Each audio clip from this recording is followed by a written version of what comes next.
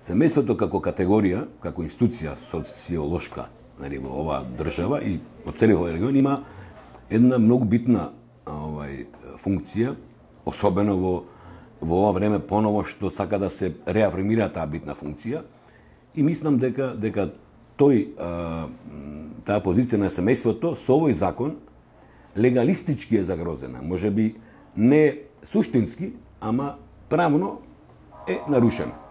Бидејќи семејството како институција располага кај нас се уште со лешот, со починатиот, се грижи за неговото погребување и така натака, и таа дистинкција или таа улога всушност на семејството, овој закон ја некој ја повредува можеби суетата на таа институција, како семејство повредува, тоа што исто и овдека му дава право на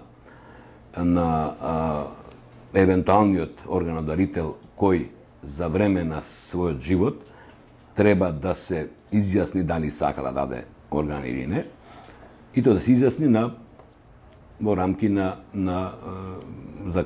законите кои владеат во Македонија, со подпишување на изјава и дадена кај нотар, и таа изјава да ја однесе некаде. Многу забелешки од граѓани, кои ние сме ги добиле, и затоа ова јас го кажувам дека се девалвира семејството како институција, укажуваат баш токму на тоа. Ако човекот додека е жив даде согласност при евентуална негова смрт дека би дарувал органи, која е улогата на семејството тогаш кога тој како починат, семејството комплетно се грижи за него како починато лице. Знаете. И веројатно тука не се водеше доволно дебата, дури и свештеници за тоа укажа некакви забелешки, како од исламска, така од христијанска вероисповед, дури и некои католици, дека тоа таков закон, познат како закон со така наречена пресумптивна согласност или представна согласност, во овој амбиент наш, дека не би требало да се етаблира. Но и тоа што е тука, тој закон постои и ние сме должни да го почитуваме, евентуално да бараме некаква замена.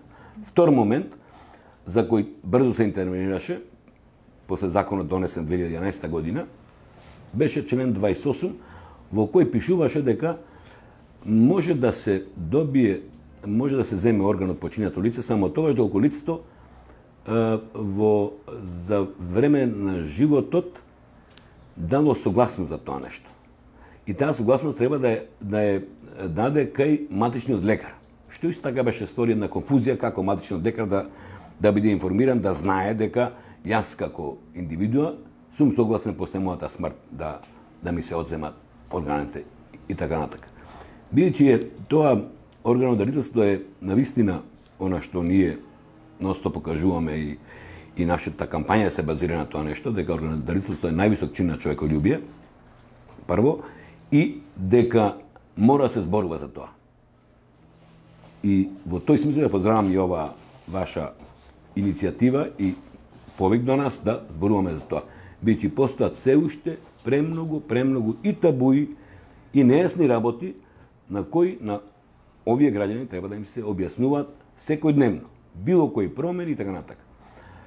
Значи, за кратко време 2013 година се промени тој член 28 и се стави една друга формулација во кој може да го прочитаме, ево, делови од телото на умрено лице заради преседување може да се земат доколку умреното лице за време на животот извечно, писмено, со изјава заверена на нотар не се спротивставува на тоа нешто.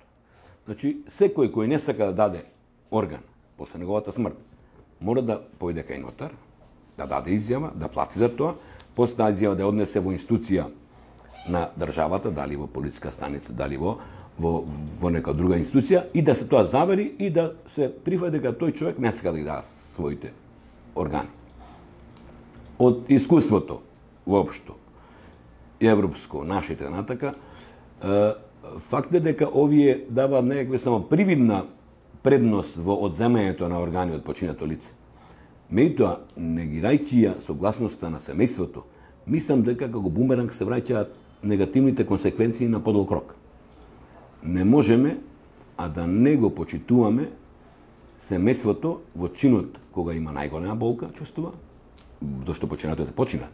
Меѓутоа, семејството ги трпи сите емотивни, социјални, психолошки, дури и материјални, ако сакате, последици од починатиот, и тоа не можеме да го негираме. Од тие причини и покрај овој закон, убеден сум дека и колегите мои кои работаат во клиниките, дека сепак тие го почитуваат непишаното правило или невнесено во закон правило да сепак со роднините или со најблиските во семејството разговараат за евентуалното дарителство на орган, иако човекот не се подпишал, тоа е некаква си инверзна така наречена согласност. Јас ако не се подпишам, можеби не сум бил јас информиран, знаете. Франција донесе таков закон, меѓутоа Франција 5 или 6 или 7 години имаше огромна кампања по сите медиуми за такво нешто. Кај нас тоа помина така некако брзо, бегло, и мислам дека дури тоа не се некои кошници за живењето на трансплантацијата или за рестартирањето биде. Овој тип на трансплантација од кадавери кај нас почна многу одамна, уште најголемиот подем го имаше 88 година, кога со активно вклучување на 2-3 личности направивме досега најголем број на кадаверични експлантации, значи од починат, и најголем број на трансплантации. Дел од нив беа испратени, немавме доволно приматели кај нас во Македонија, беа испратени во Риека, со која тогаш добро соработувавме, мислам дека Загреб и Белград.